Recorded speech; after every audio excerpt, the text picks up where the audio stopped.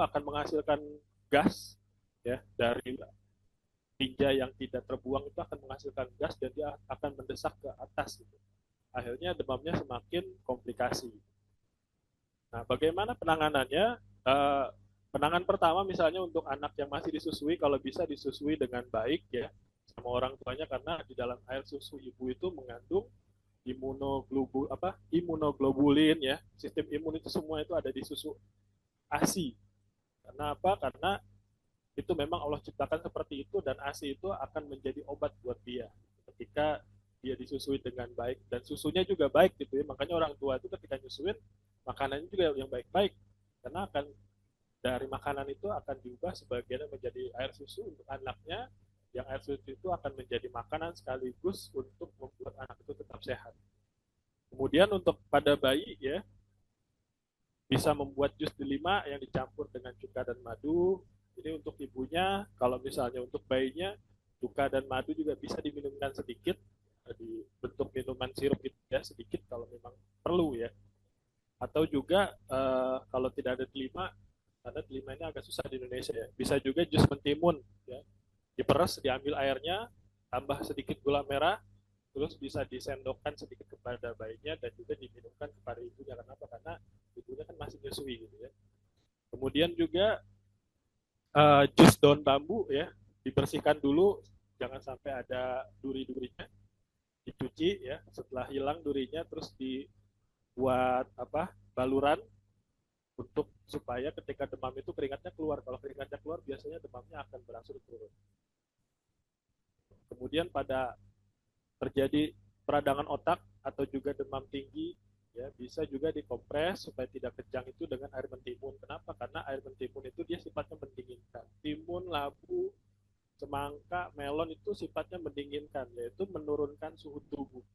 Atau juga cuka ya, kalau misalnya cuka madu nih yang dari JSR terus dicampur air, itu akan menambah pendinginannya dia. Jadi kalau misalnya dikompres dengan air dingin belum cukup, kasih cuka madu ya 3 sendok terus dikompres itu akan lebih mempercepat pendinginan dari tubuhnya dia gitu. Terutama yang menyerang di kepala atau juga di area otak gitu. Kemudian pada demam cairan yang bersifat panas ya ciri-cirinya itu demamnya meningkat siang hari terus mulutnya pahit ya terus juga eh, terkadang kuning juga ya ada warna kuning di lidahnya gitu ya itu bisa dikompres dengan air dingin.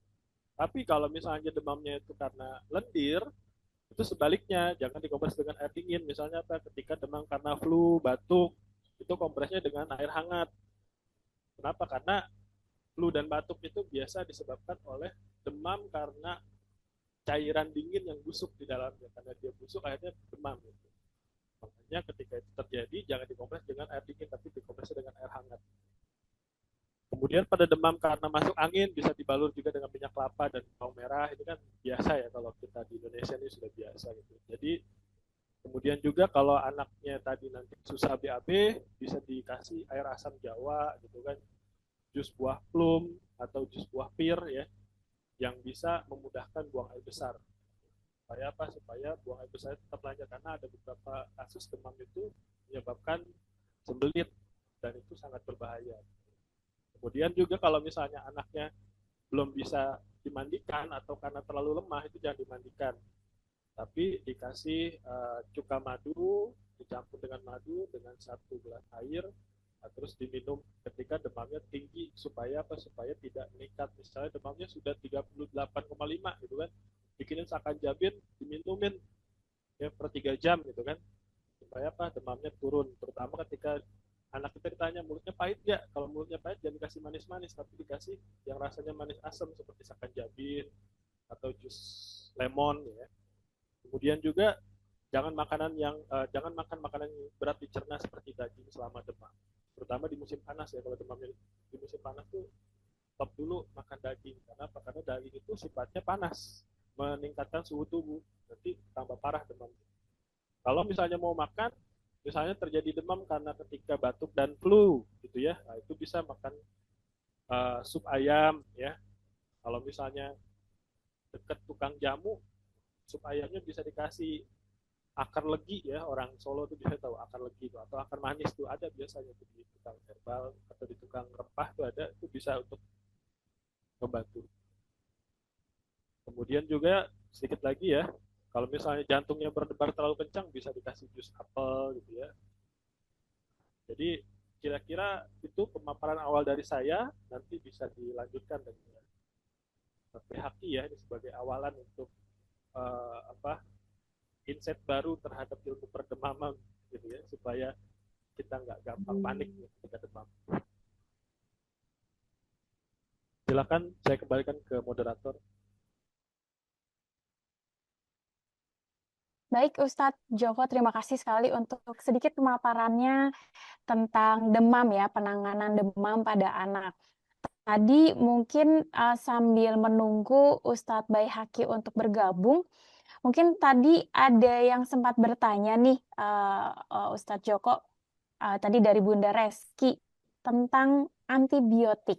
Nah, mungkin ada sedikit gambaran, tapi sebelumnya untuk ayah bunda yang lain, untuk sesi tanya jawab, kita akan adakan di sesi akhir ya, setelah nanti pemaparan dari Ustadz Baihaqi juga gitu. Karena ini sambil menunggu, kita minta tolong nih sama Ustadz Joko dijawab dulu secara singkat tentang antibiotik. Gimana nih Ustadz Joko? Jadi antibiotik itu ya, kalau misalnya sudah dapat resep dari dokter, sebaiknya dihabiskan. Kenapa? Karena antibiotik itu dia punya sifat resistensi. Jadi misalnya kita dikasih antibiotik untuk 2 minggu, itu kita harus habiskan. Kenapa? Kalau misalnya kita tidak habiskan, nanti kumannya itu dia akan kenal dengan antibiotik itu. Oh, ini antibiotik yang pernah diminum nih, nanti ketika sakit dikasih antibiotik yang sama, dia tidak akan sembuh. Otomatis perlu ditingkatkan dosisnya atau diganti dengan antibiotik yang lebih kuat. Akhirnya apa? Nanti resistensi. Ketika nanti kita sakit parah terus dikasih antibiotik, penyakitnya tidak akan mempan. Dan itu sekarang tuh lagi banyak ya kasus antibiotik resisten atau resistensi antibiotik. Jadi ini saya sarankan ketika memang sudah dikasih antibiotik, dihabiskan. Itu jangan nggak dihabiskan. Kenapa? Supaya menghindari hal-hal yang tidak diinginkan. Misalnya itu tadi, ketika nanti sakit dikasih antibiotik lagi nggak mempan. Kemudian apa sih kalau misalnya bahan-bahan lain yang sifatnya mirip seperti antibiotik, yaitu antibakteri ya. Yang antibakteri itu banyak. Biasanya herbal-herbal yang rasanya pahit itu biasanya punya sifat antibakteri. Misalnya apa? Sambiloto, brotowali, ya. Itu pahitan tuh. Terus juga apa? Jintan hitam termasuk ya, karena jintan hitam itu kan habatus sauda itu kan dia rasanya pedas, pedas pahit ya. Sama seperti cengkeh, itu juga punya sifat antibakteri. Cuman memang kadang antibakterinya itu spesifik, misalnya kayak cengkeh itu dia lebih bagus antibakterinya itu untuk masalah kasus apa, bengkak di gusi atau gigi gitu ya. Terus juga untuk saluran pernapasan itu bagus banget ya. Gitu. Kemudian juga ada baiknya ketika sudah minum antibiotik dilawan dengan apa? Kalau misalnya antibiotiknya sudah habis nih, terus sudah baikan gitu ya. Permasalahan antibiotik ketika kita minum antibiotik, antibiotik itu akan menyerang bakteri yang sifatnya sama gitu. Kalau misalnya di dunia kedokteran atau farmasi itu kita misalnya menyebutnya ada antibiotik untuk bakteri gram negatif dan gram positif. Jadi bakteri apapun, misalnya, oh ini antibiotiknya untuk bakteri gram negatif nih. Jadi berbagai bakteri yang gram negatif itu bisa ikut kena selain bakteri kuman yang dituju ya. Akhirnya apa? Kadang flora normal usus kita itu terganggu. Kalau kita sering minum antibiotik itu flora normal usus kita tuh jadi terganggu. Kenapa? Karena bakteri yang bermanfaat tapi sama juga nih. Jadi berarti satu suku lah gitu. Misalnya apa? Dari suku apa nih bakterinya, biasanya oh ini bakteri dari suku Jawa, ya suku Jawa ikut kena tuh, walaupun misalnya ada Jawanya Jawa Tegal atau Jawanya Jawa Solo, itu kan beda-beda ya, tapi yang diserang itu seperti itulah istilahnya ya. Bukannya rasis ini ya, tapi ini sebagai contoh aja. Jadi yang satu suku atau satu marga itu bisa ikut kena dengan adanya antibiotik itu tadi gitu. Jadi solusinya apa? Ketika sudah selesai minum antibiotiknya dan sudah tidak minum antibiotik, minum probiotik. Gitu. Makanya di JSR itu kita banyak produk-produk kita tuh yang mengandung probiotik. Kenapa? Karena zaman sekarang itu banyak sekali orang itu kan dikasih obat dengan golongan antibiotik, dikasih makanan yang mengandung pengawet, itu merusak flora normal usus, merusak flora normal tubuh. Akhirnya apa? Akhirnya kita jadi gampang sakit. Makanya kita banyak produk kita tuh yang kita tambahkan probiotik di situ untuk mengembalikan flora normal tubuh kita supaya akan kembali normal gitu. Misalnya seperti Fix Me gitu ya. Terus juga ada lambung ceria gitu ya. Beberapa produk kita itu termasuk madu itu ada probiotiknya, tujuannya itu untuk mengembalikan flora normal supaya tubuh itu kembali bekerja dengan normal. Kenapa? Karena manusia itu tidak hidup dengan sendirian. Kita itu di dalam tubuh kita tuh ada bakteri yang membantu tubuh kita bekerja, misalnya lactobacillus ya. Bahkan bakteri E. coli pun dalam jumlah normal ada di tubuh kita. Yang jadi masalah kan ketika bakteri E. coli-nya itu berlebihan, akhirnya kita diare. Tapi secara normal tuh ada bakteri E. coli gitu ya. Terus juga bakteri lactobacillus itu kita perlu gitu kan. Jangan sampai itu hilang. Kalau hilang ya kita jadi gampang sakit nantinya. Mungkin itu jawaban dari saya. Baik, Masya Allah, terima kasih sekali Ustadz Joko untuk jawabannya. Mudah-mudahan Bunda Reski bisa mendengar dan sedikit lega ya tentang pertanyaan dari antibiotik itu sendiri. Nah, untuk selanjutnya akan dilanjutkan oleh Ustadz Baihaqi. Insya Allah beliau juga sudah siap untuk memberikan pandangannya.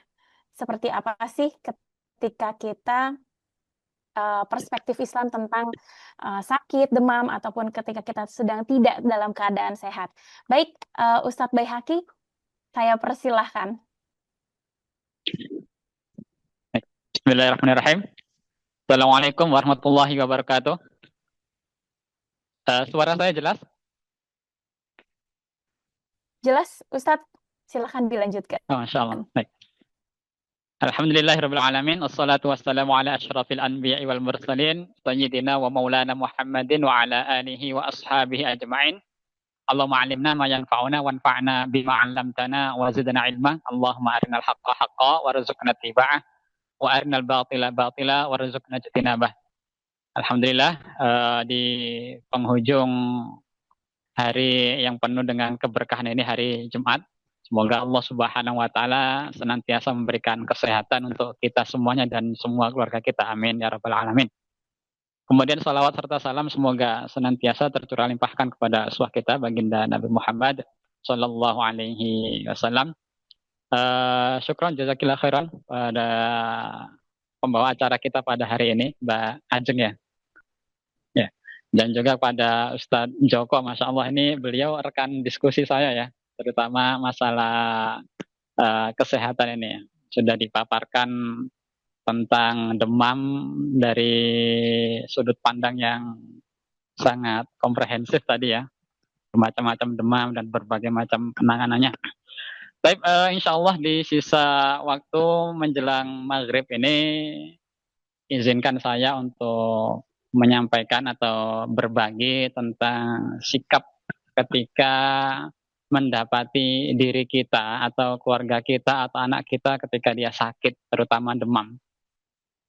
Perlu kita sadari kembali bahwasanya demam ini tidak terjadi lantaran sendirinya, tetapi ini merupakan izin atau kehendak dari Allah Subhanahu wa Ta'ala. Sehingga sangat tidak tepat ketika kita melihat anak kita, keluarga kita, atau diri kita sendiri sedang mengalami gejala demam ini, lalu fokus kita tiba-tiba langsung kepada obat-obatnya. Ini demam, berarti obatnya apa ya? Berarti bagaimana cara menanganinya ya? Karena hal pertama yang perlu kita lakukan justru adalah penyadaran bahwasanya ini terjadi adalah atas kehendak atau kuasa dari Allah Subhanahu wa Ta'ala. Bukankah di dalam Al-Quran ya, ketika mengisahkan kalimat-kalimat yang disampaikan oleh Nabi Ibrahim dalam Quran surah Asy-Syu'ara, Allah Subhanahu wa Ta'ala berfirman, A'udzubillahi minasyaitonir rajim, Alladzi khalaqani fahuwa yahdin. Allah lah yang telah menciptakanku dan telah memberikanku petunjuk. Walladzi huwa yut'imuni wa yasqin. dan dialah yang telah memberikanku makan dan juga memberikanku minum. Wa idza maridtu fahuwa yashfin, dan apabila